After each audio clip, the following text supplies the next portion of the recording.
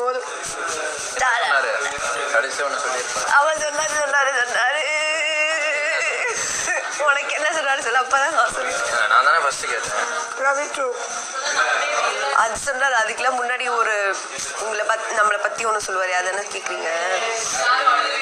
இந்த வீட்டுல உங்களுக்கு பேச தெரியாது, அது உங்க கருத்தை எடுத்து வைக்கல. இது எல்லாத்தையும் தாண்டி உங்ககிட்ட எல்லாரும் இதை பார்த்தாங்களான்னு தெரியல. ஆனா நான் உங்ககிட்ட ஒண்ணு பார்த்தேன், விடாமுயற்சி.